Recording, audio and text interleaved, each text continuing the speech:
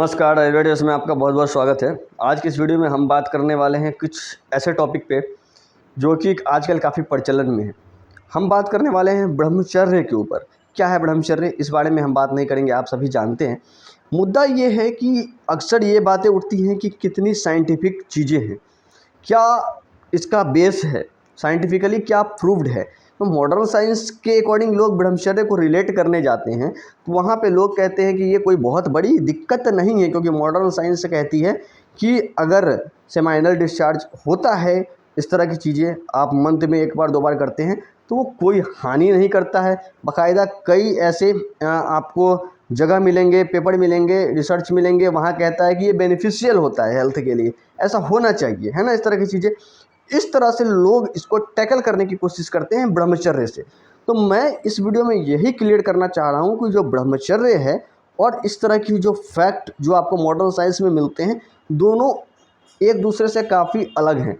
इनको रिलेट करने की कोई आवश्यकता ही नहीं है, दोनों में ज़मीन आसमान का अंतर है। समझ रहे हैं बात को समझना ऐसा है, जैसे आप आयुर्वेद के अकॉर्डिंग देखें तो आयुर्वेद में धातुओं के बनने की जो प्रक्रिया है वो कहता है रस से रक्त, रक्त से मांस, मांस से मेद, मेद से अस्थि, अस्थि से मज्जा और तब शुक्र धातु का निर्माण होता है।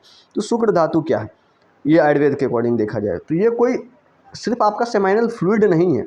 शुक्र आयुर्वेद के according is not only seminal fluid, इस तरह की चीज़ें नहीं है। आयुर्वेद में शुक्र कहा गया है कि वो स्त्री में भी है, पुरुष में भी है और संपूर्ण शरीर में व्याप्त है। ठीक वैसे ही जैसे गन्ने में एक ईख में रस संपूर्ण रूप से व्याप्त होता है, वैसे ही शुक्र व्याप्त है संपूर्ण शरीर में।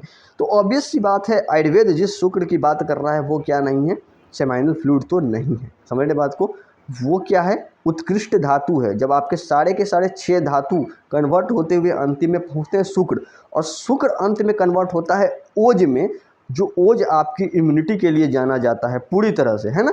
यानी कि ओज is completely related to immunity, है ना, आपकी इम्यूनिटी से रिलेटेड है, ठीक है, आपकी व्याधि क्षमत्व से रिलेटेड है, इस तरह की चीज़ें।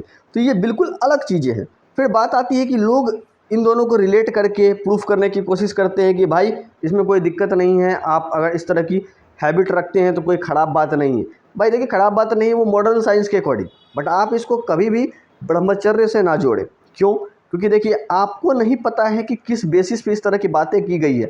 आयुर्वेद में जो ऋतुचर्या, दिनचर्या, ब्रह्मचर्य, योगा, प्राणायाम, इनका वर्णन जो आता है वो किस बेसिस पे है, इसको जानने के लिए ना वो चाहिए, माइंड हाई लेवल का चाहिए, इसके ऊपर रिसर्च चाहिए, है ना। डायरेक्ट आप इसको कोरिलेट नहीं कर सकते इन सब चीज़ों से। आज से कुछ साल पहले तक तो ये भी माना जाता था कि सूर्य जो है वो अपनी जगह पे स्थिर है, वो कहीं परिक्रमा नहीं करता है। और आप शास्त्र के अकॉर्डिंग देखें तो क्या है, सूर्य को हमेशा से चलायमान माना गया। सूर्य के क्या आपको पता है क्या, घोड़े लगे हैं, उनके पास रथ है, माना जाता है कि सूर्य चल रहा है, इस तरह की चीज़ें। और भी इसके अलावा भी देखा जाए तो आपके वेदों में सूर्य के चलने की गति का जो वर्णन है कई जगहों पे आया है, इस तरह की बातें हैं। तो ये पहले तो नहीं पता था, आगे साइंस डेवलप हुई तो पता चला कि हाँ सूर्य भी चलती है, इस तरह की बातें। तो अभी जो आप ब्रह्मचर्य के ऊपर जो आप टिप्पणी कर देते हैं, जो आप कमेंट कर देते हैं, जो आप मॉडर्न साइंस से आप रिलेट कर देते हैं कि नहीं ऐसा लिखा है कि महीने में 1 बार 2 बार 3 बार जो अगर कोई व्यक्ति सेमाइनल डिस्चार्ज कर भी दे रहा है तो कोई बुरी बात नहीं है, तो आप इसको उससे नहीं जोड़िए ना, उससे नहीं जोड़ सकते। ये दोनों अलग अलग कंडीशन है। अभी और रिसर्च होनी है और बातें पता करनी है, तब आप जान पाएंगे कि ब्रह्मचर्य किस लेवल की चीज़ है। समझ रहे बात को, उस लेवल की बातें नहीं है तो अधूरा ज्ञान है।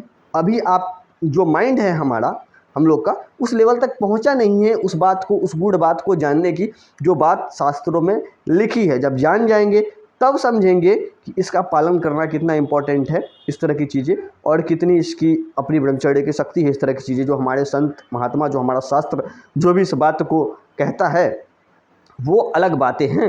इसको मॉडर्न से जोड़ना, इन सब चीज़ों से जोड़ना अलग बातें हैं, इस तरह की चीज़ें। तो बिल्कुल कभी भी, अक्सर मैं देखता हूँ कमेंट्स में ऐसा लिखा होता है जो कि पूरी तरह से गलत है। तो अगर आयुर्वेद के अकॉर्डिंग आप दिनचर्या, ऋतुचर्या, ब्रह्मचर्य, योगा, प्राणायाम, इन सब का पालन करते हैं तो कई तरह की आधुनिक युग में जो आपकी मेटाबॉलिक डिसऑर्डर्स जो होने वाली है, जो इम्यूनिटी से रिलेटेड जो प्रॉब्लम्स आपको होने वाले हैं, जो रोग आपको लगने वाले हैं, वो आपको लगेंगे ही नहीं। लोग कहते हैं आयुर्वेद में कई सारी बीमारियों के इलाज दिए नहीं हैं। भाई क्यों देंगे? आयुर्वेद में उन सभी चीज़ों का इलाज इसलिए नहीं दिया गया है क्योंकि आयुर्वेद में जब आपको इन सभी तरह का जो दिनचर्या, ऋतुचर्या, ब्रह्मचर्य, इन सब का पालन करने की, योगा प्राणायाम आदि को पालन करने के लिए कहा जाता है, तो फिर आपको रोग की उत्पत्ति होगी ही नहीं। वैसे आपको आपको मेटाबॉलिक डिसऑर्डर्स आने ही नहीं वाले हैं, जराजन्य रोग आपको जल्दी आने ही वाले नहीं हैं, आपको जो इम्यूनिटी से रिलेटेड प्रॉब्लम्स है वो होने वाले ही नहीं हैं, इसलिए उनके ऊपर उतना फोकस ही नहीं है। आप अपने आप को स्वस्थ रखेंगे तो आपके जीवन में उस तरह का नौबत ही नहीं आने वाला है कि आपको इस ओर जाना पड़े। समझ रहे बात को? इस तरह की चीज़ें आयुर्वेद में इस तरह की बातें हैं। अगर आप ध्यान से समझें तो आयुर्वेद जो होता है वो दो अपने उद्देश्य बताता है। कहता है स्वस्थस्य स्वास्थ्य रक्षणम आतुरस्य विकार प्रशमनम च। कहने का मतलब क्या है? स्वस्थस्य स्वास्थ्य रक्षणम यानी कि जो व्यक्ति स्वस्थ हैं उनके स्वास्थ्य की रक्षा होनी चाहिए। कैसे होनी चाहिए? ऐसी होनी चाहिए, दिनचर्या दिनचर्या ब्रह्मचर्या आदि का पालन कीजिए, रक्षा होगी। अग्नि की रक्षा कीजिए, बल की रक्षा कीजिए, इम्यूनिटी की रक्षा कीजिए, तो पालन होगी। समझ रहे बात को? उसके बाद कह आतुरस्य विकार प्रशमन। आतुर मतलब क्या? रोगी। अगर उसको विकार हो गया है तो उसके प्रशमन का यानी कि उसको ठीक करने के उपाय भी बताए गए। यानी कि पहला जो उद्देश्य है वो प्रिवेंटिव है, दूसरा जो उद्देश्य है वो क्यूरेटिव है। इस बेसिस पे आयुर्वेद काम करता है। तो इसके ऊपर क्या साइंटिफिक है नहीं साइंटिफिक है टीका टिप्पणी करने की आवश्यकता नहीं है।